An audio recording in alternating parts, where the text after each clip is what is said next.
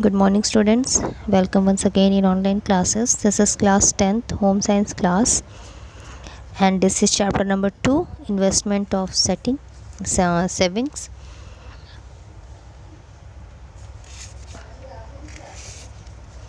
Today I am going to start the topic post office कि हम जो methods of saving देख रहे थे उसमें हमने बैंक्स के बारे में देखा, एंड नेक्स्ट हम लोग डिस्कस करेंगे पोस्ट ऑफिस के बारे में. Like commercial banks, the Postal Department of India gives facilities to the public at large to deposit its saving and make withdrawal when desired. कि आपको जब ज़रूरत हो आप उसको विड्रॉ भी कर सको आराम से. A post office saving bank accounts can be opened with an initial deposit of ₹20. The post office issued a passbook in which entries are made whenever a transaction is performed by the depositor. A major can also open an account in the name of the minor. When the minor becomes a major, the minor himself can operate the account. In the post office saving banks account, either individual accounts are opened or joint accounts are opened. या तो आप individually account भी open कर सकते हो और आप joint account भी कर सकते हो. The passbook must be kept safe. और जो पासबुक हो आपके पास वो आपका सुरक्षित होना चाहिए. वेरियस सेविंग स्कीम्स क्या है पोस्ट ऑफिस की. Number 1 is Sanchayika. For school going children, Sanchayika is a good scheme. It creates thriftness among them. They deposit money in bank through their school. Post office time deposit account. The post office receives fixed deposit for 1 year or more as multiple of ₹200. There is no limit to the amount deposited. Number 3 is 5-year post office recurring deposit scheme.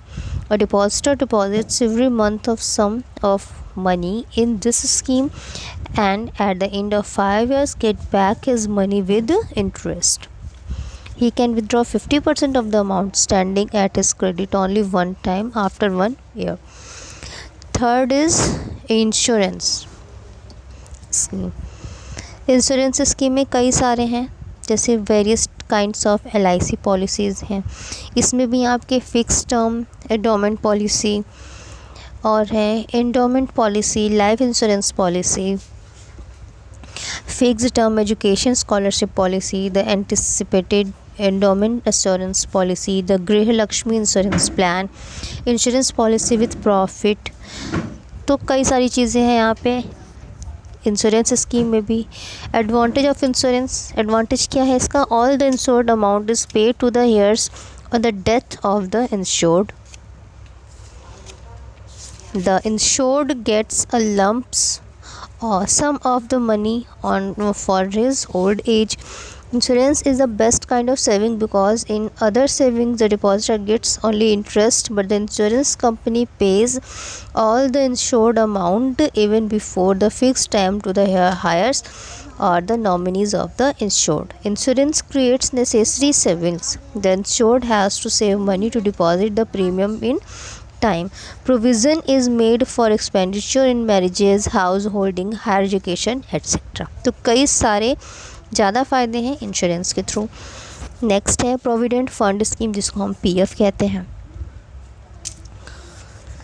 Provident fund scheme is applicable only to those who are in service in different institutions such as schools, companies, etc. तो जो लोग काम कर रहे होते हैं ये सिर्फ उनके लिए है.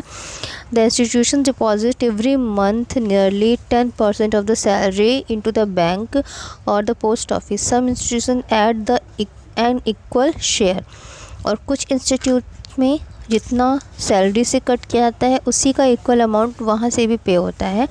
At the retirement of the person, he gets all the money deposit in his PF account. Next is Public Provident Fund Scheme PPF. उसके बाद है यूनिट ट्रस्ट ऑफ इंडिया. एक है cooperative credit societies, national savings certificates NSC, chit fund scheme, Indira Vikas Patra and किसान विकास पात्र. तो कई सारे स्कीम्स हैं, इन सब को आप स्टडी कीजिएगा. अब हम देखते हैं इंपॉर्टेंस ऑफ सेविंग्स के इम्पोर्टेंस क्या है? सबसे पहला इम्पोर्टेंस है फ्यूचर सिक्योरिटी। आप अपना फ्यूचर सिक्योर कर सकते हो, अपने बच्चों के लिए कुछ कर सकते हो। इमरजेंसी इम्पोर्टेंस, अचानक कोई इमरजेंसी आ जाए तो वहाँ पे आपका ये आपकी हेल्प करेगा। कंपनसेटरी इम्पोर्टेंस, कि अचानक से कोई ऐसी कंपल्सरी आ जाती है आपके पास, जैसे कि increased expenditure caused by illness, loss और बाय फायर, रॉबरी या इन्फ्लेमेशन, कई तरीके की हो सकती हैं। तो सेविंग अगर आपके पास है तो आप इन सब जगह पे अपना खुद से हेल्प कर सकते हो। इन्हेंसिंग मनी, कि आप कुछ एक्स्ट्रा अपने लिए कर सकते हो, लाइक आप कोई घर खरीदना चाहो, कोई ज़मीन लेना चाहो, कुछ और करना चाहो जो कि आपकी मनी सुरक्षित भी रहे और बढ़ती भी रहे।